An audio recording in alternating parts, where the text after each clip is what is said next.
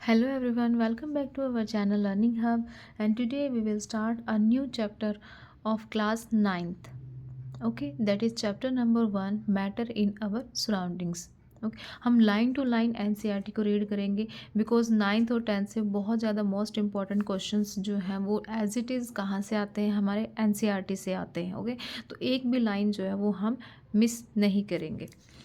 First of all, matter.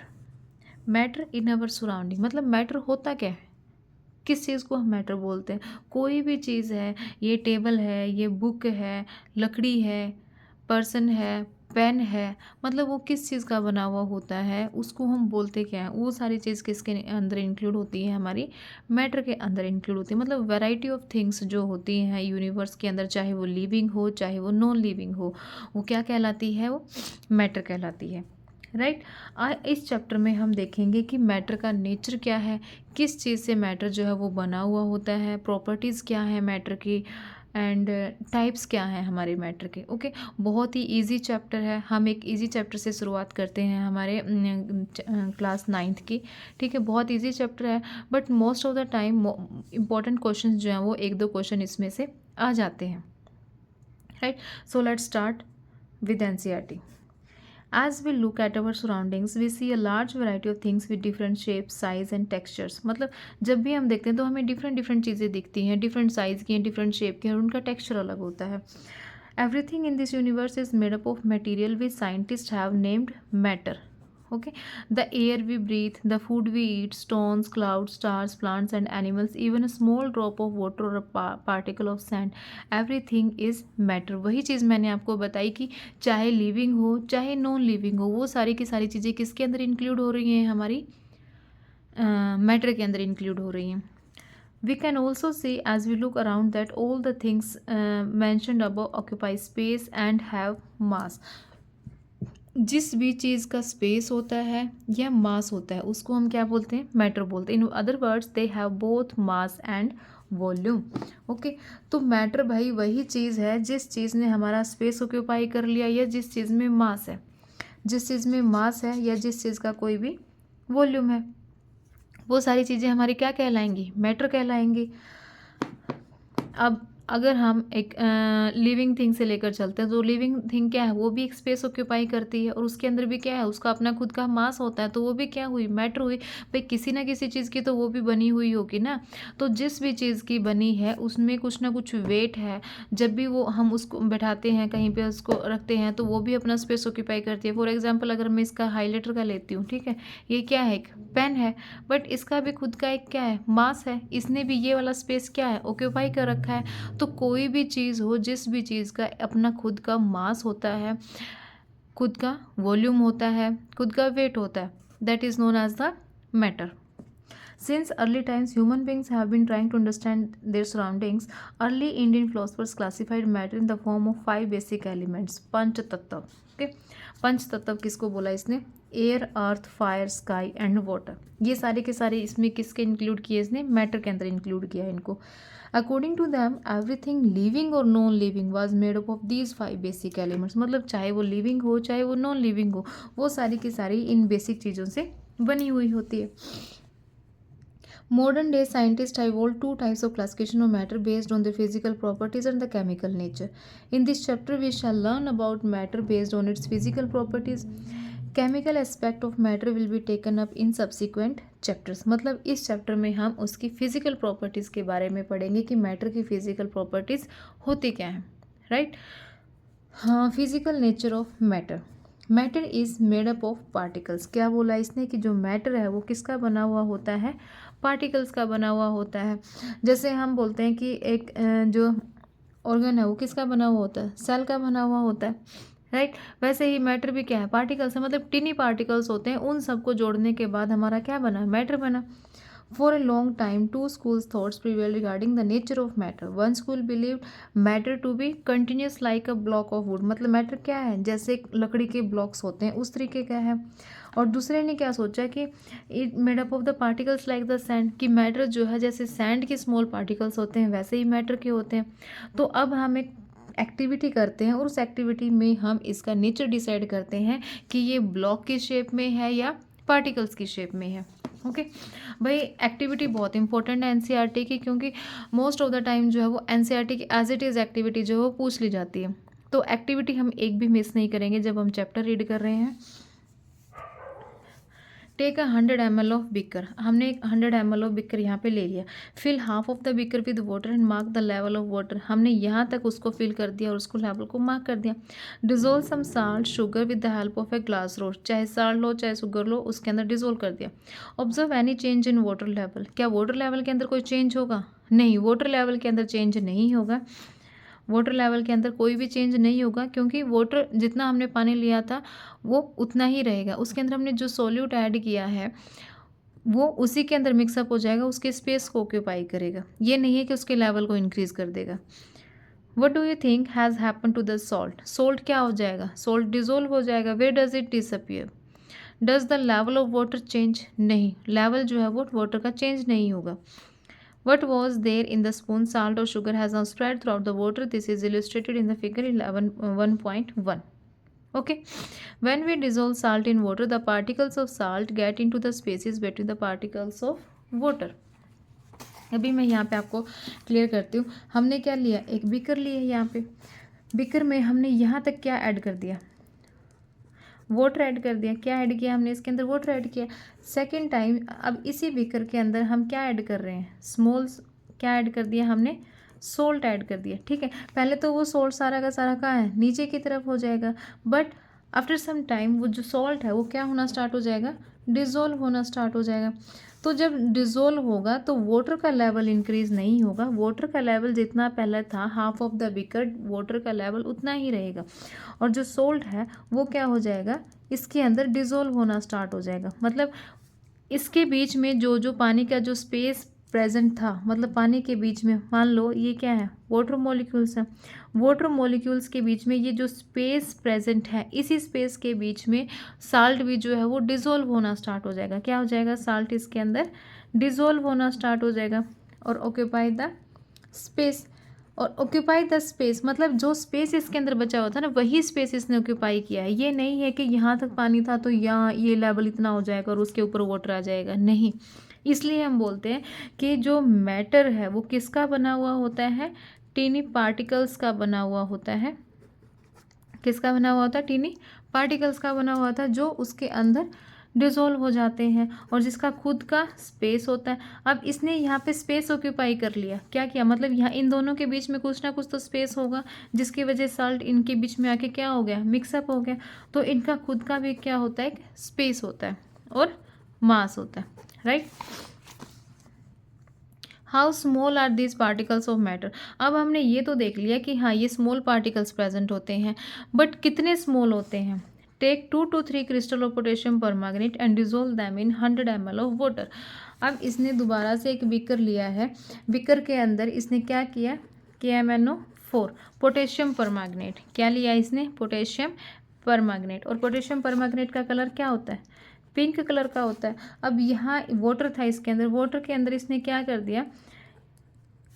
KMnO4 potassium permanganate जो है वो डिजोल्व कर दिया। तो इसका कलर कितना क्या हो गया? डार्क पिंक कलर हो गया, राइट। क्या हो गया? डार्क पिंक कलर हो गया। अब आगे देखते हैं इसने क्या किया। सी है, सबसे पहले हमारे पास क्या था? 100 ml वो वाटर था। 100 ml ऑफ वाटर के अंदर इसने क्या कर दिया? पोटेशियम परमैंगनेट ऐड कर दिया। अब ये कह रहा है कि take out approximately 10 ml of this solution, put it into 90 ml of clear water. दोबारा से हम एक क्लियर वाटर लेंगे और ये जो हमने सॉल्यूशन बनाया था, इस सॉल्यूशन का 10 ml हम क्लियर सॉल्यूशन के अंदर डाल देंगे, मतलब क्लियर पानी के अंदर हम दोबारा से मिक्सअप कर देंगे। समझ आया कि नहीं आया? दोबारा से बताती हूँ मैं एक बार। पहले हमने क्लियर वाटर लिया, क्लियर वाटर के अंदर हमने क्या ऐड किया? KMnO4 पोटेशियम परमैंगनेट ऐड कर दिया। अब वही पोटेशियम परमैंगनेट का सॉल्यूशन 10 ml हमने क्या लेना है? 10 ml को ले लेना है और दोबारा से क्लियर जो वाटर था उसके अंदर ऐड कर देना। जैसे ही हम क्लियर वाटर ऐड करेंगे तो दोबारा से पिंक कलर हो जाएगा, बट चेंज हो जाएगा। इसके अंदर डार्क पिंक था तो क्या हो जाएगा? यहाँ पे थोड़ा सा वो क्या हो जाएगा? लाइट हो जाएगा। अब इसी सॉल्यूशन का हमने फिर से 10 ml लिया और फिर से क्लीन वाटर के अंदर डाल दिया, थोड़ा सा और लाइट हो जाएगा वो, है ना, मोर लाइट। फिर से लाइट हो जाएगा। बट फिर से हम क्या करते हैं, मतलब इसी प्रोसेस को भी वो 10 ml ले रहा है, फिर से क्लियर वाटर के अंदर मिक्सअप कर रहा है, फिर से 10 ml ले रहा है, फिर से क्लियर वाटर के अंदर मिक्सअप कर रहा है।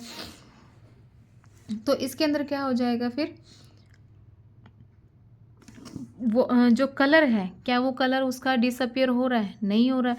पहले क्या था, डार्क पिंक था, डार्क पिंक से कितना हो गया, वो स्लाइटली पिंक तो अभी भी बाकी है। तो इसलिए हम कह सकते हैं कि जो मैटर है उसके जो पार्टिकल्स हैं वो बहुत ज़्यादा क्या है, स्मॉल है यहाँ पे। So we conclude that there must be millions of tiny particles in just one crystal of potassium permanganate. मतलब एक क्रिस्टल के अंदर बहुत ज़्यादा टीनी पार्टिकल्स प्रेजेंट होते हैं which keep on dividing themselves into smaller and smaller particles. तो यहाँ से हम आइडिया लगा सकते हैं कि जो मैटर है, जो पार्टिकल्स हैं, उसकी शेप क्या होगी। यहाँ पे इसने लिखा हुआ था particles of matter are very small, they are small beyond our imagination. मतलब इतने ज़्यादा स्मॉल होते हैं कि जितना हम इमेजिन भी नहीं कर सकते हैं, राइट। नेक्स्ट आता है अब हमारा, अब हमने साइज़ तो पढ़ लिया कि पार्टिकल्स का मैटर क्या होता है। मैटर जो is made up of the tiny particles, और पार्टिकल्स का साइज़ क्या होता है, बहुत ज़्यादा स्मॉल होता है, very small.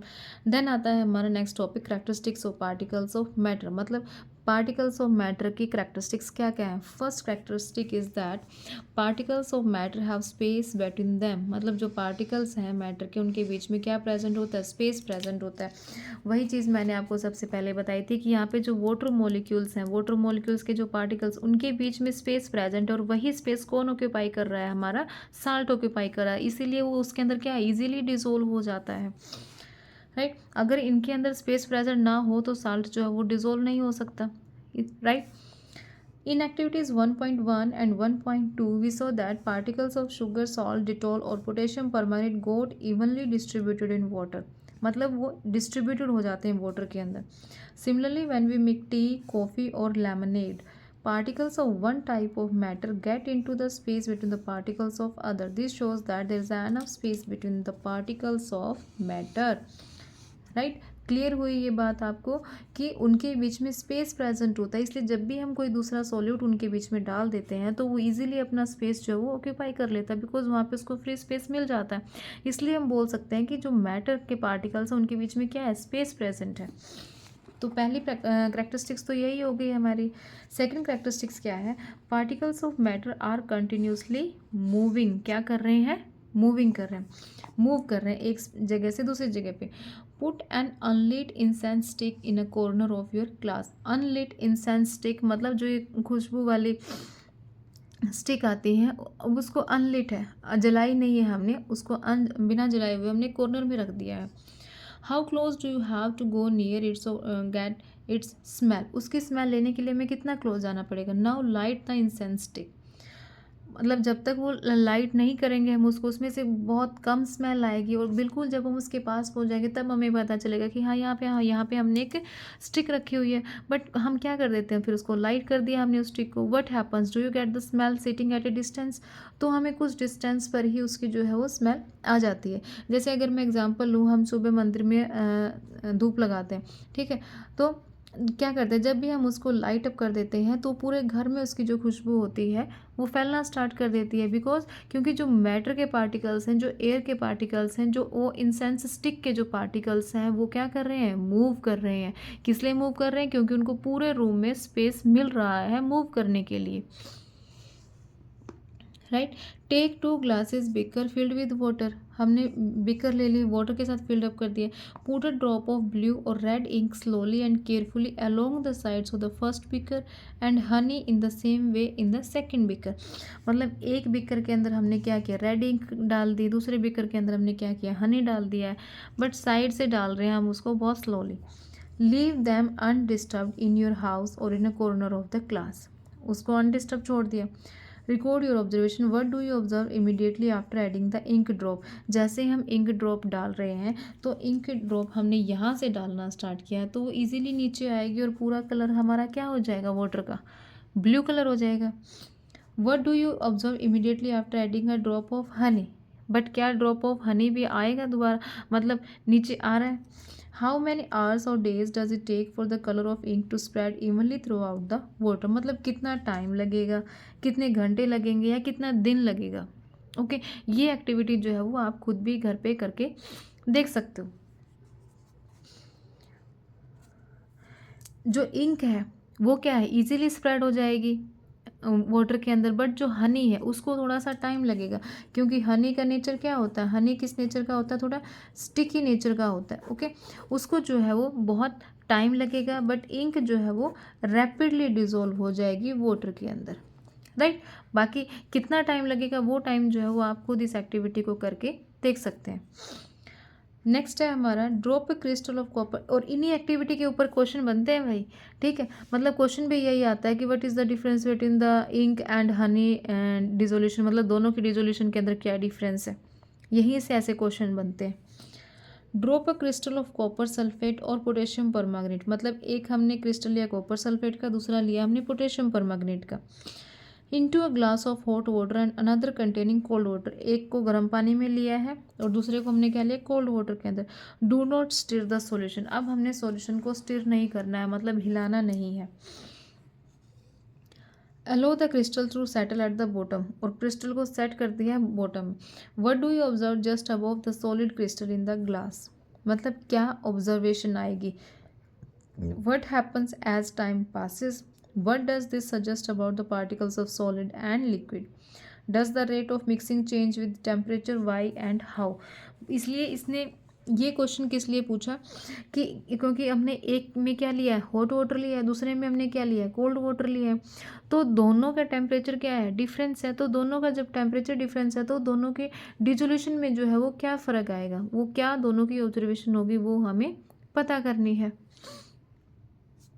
Okay, does the rate of mixing change, yes, मतलब अगर हम टेम्परेचर का देखते हैं तो उसमें क्या होगा, वाई एंड हाउ, मतलब जिसका टेम्परेचर क्या होगा, ज़्यादा होगा, उसकी काइनेटिक एनर्जी भी ज़्यादा होगी, उसकी काइनेटिक एनर्जी भी क्या होगी, ज़्यादा होगी।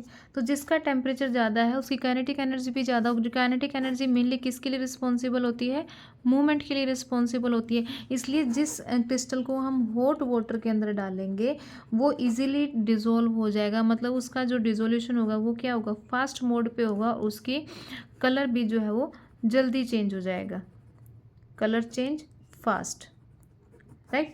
यही जो है दोनों के अंदर डिफरेंस है। मतलब अगर हमने कोल्ड वाटर के अंदर लिया है तो वो धीरे धीरे स्लोली उसका प्रोसेस होगा, जो कोल्ड वाटर है उसका जो प्रोसेस होगा वो स्लो होगा, और जो हॉट वाटर के अंदर जो हमने क्रिस्टल लिया है उसका जो डिसोल्यूशन होगा वो क्या होगा, फास्ट रेट पे होगा, बिकॉज उस टेम्परेचर ज़्यादा होने की वजह से उसकी काइनेटिक एनर्जी भी क्या होगी, ज़्यादा होगी।